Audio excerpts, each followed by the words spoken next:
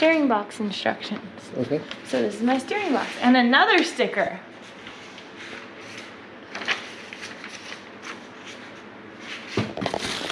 And another sticker, but that's not a fun sticker. Okay. And there we go. Little steering gearbox. I have a lovely billet joint. This technical bulletin, which is on the subject of centering the steering box.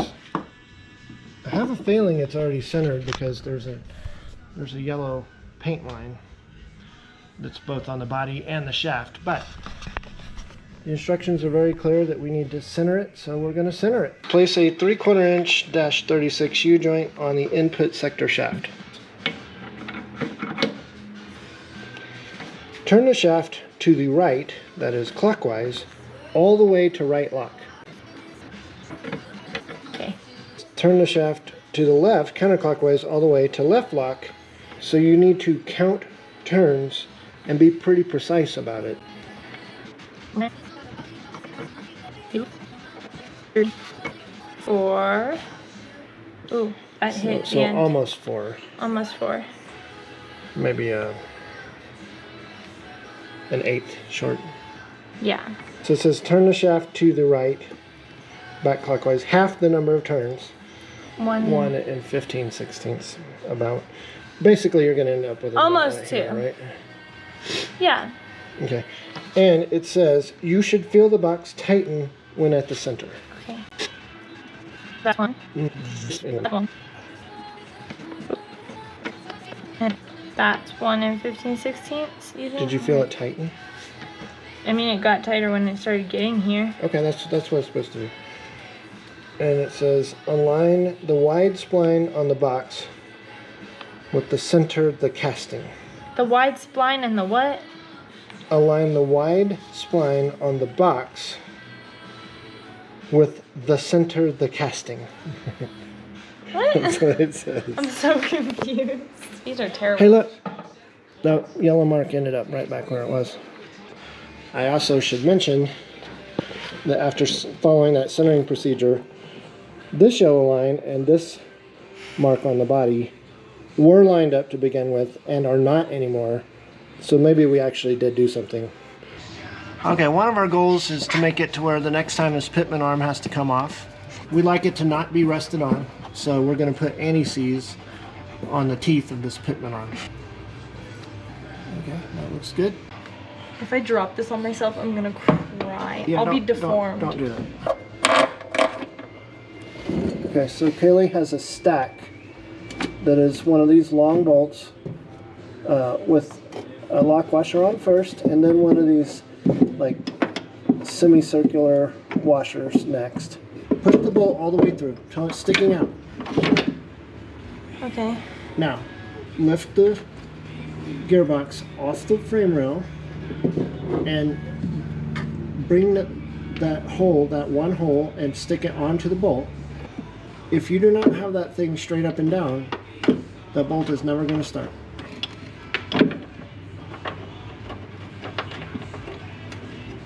I got it. Now Kailey's going to come in with another stack of a bolt, a lock washer, and a half moon washer.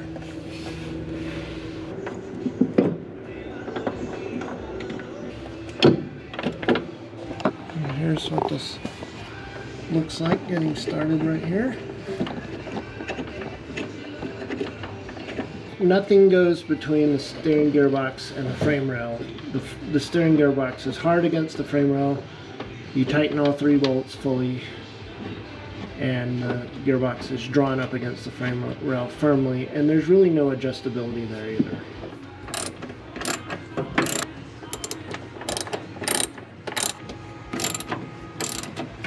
Alright, so just talking about these washers that are kind of like,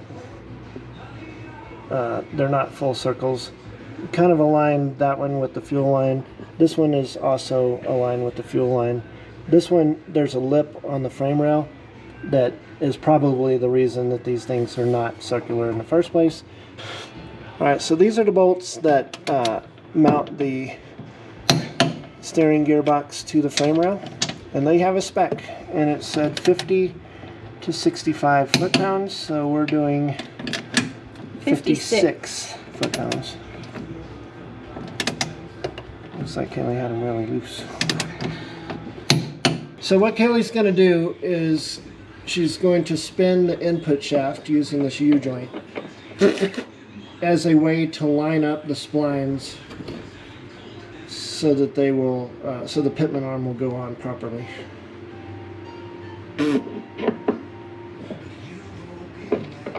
Oh, something happened there.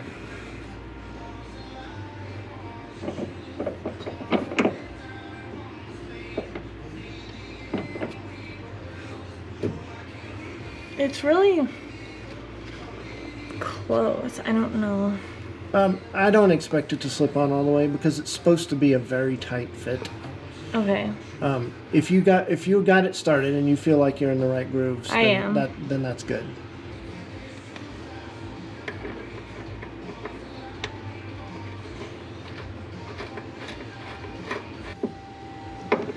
Oh.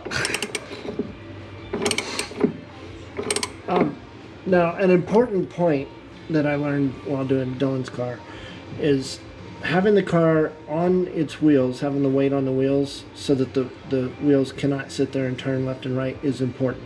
After reviewing the Flaming River installation instructions, they say to torque to 150 to 225 foot-pounds. So we're going to go with a very mild 160 foot-pound setting. And they called this the sector shaft nut. Okay, that would be it then. Here's a closer look at the U-joint that's going to connect our steering column to our steering gearbox. And one thing that I wanted to mention is that there's no keying on this end right here. This end plugs into this, or plugs onto the shaft coming out of the steering gearbox.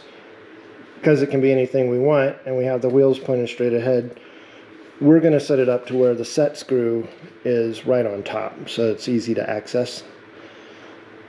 And then that'll put these two set screws here and here on top and off to the open side, the engine side, which is easier to get to. This is a really nice piece. It's very well made. Okay, this is some stuff that came with the U-joint, and I just want to point out that this set screw and this set screw are not quite as long as this one. We're coming in with one of the two shorter set screws, right? Yep.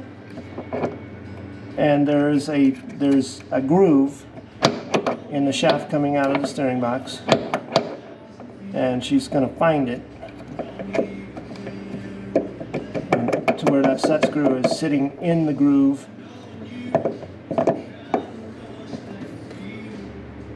And we're going to leave it there until the column is installed. Later we'll come back with a lock nut to make it really locked in there. So we're going to be installing the Fel-Pro MS9 90,000 exhaust gaskets. I've had quite a bit of experience with Fel-Pro and I like their stuff. And we also bought these Fel-Pro 2001 3-inch collector gaskets. That's the right size for our headers. We can't get the headers to go back into position, and we don't know if it's because we forgot the trick or if it's because the new steering gearbox is bigger. We're going to try to wrestle the header in place while not getting any dirt in the space where the rock arms are and stuff. Hang on, don't do anything. Okay, come down, come down, come down. It's in position. Okay, I have a bolt started. Okay, I have a back bolt started. You got it? Yeah, I got it.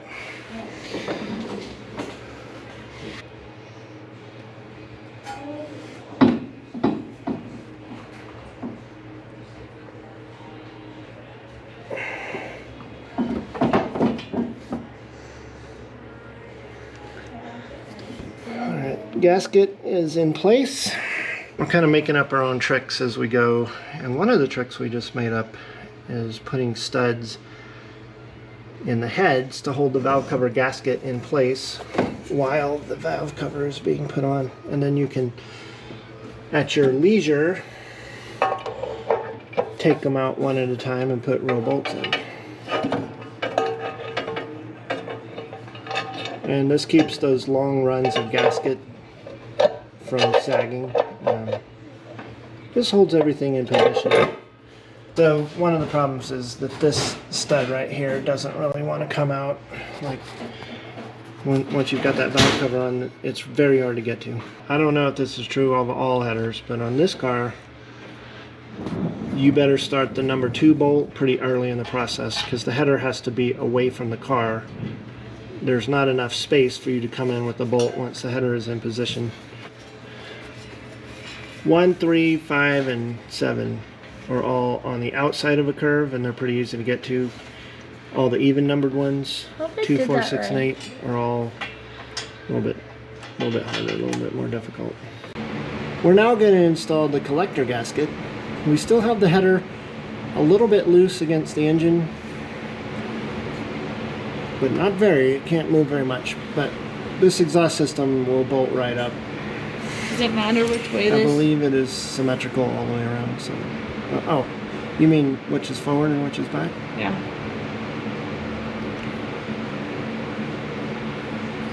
I'm not sure it matters. They look the same to me.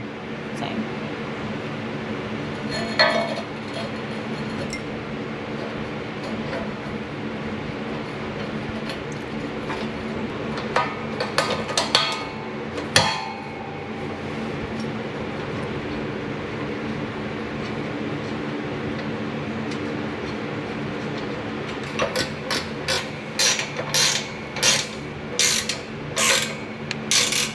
Now Kailey is reinstalling her spark plugs. Spark plug threads have a coating of anti-seize on them, so they should not get rusted or welded to the head.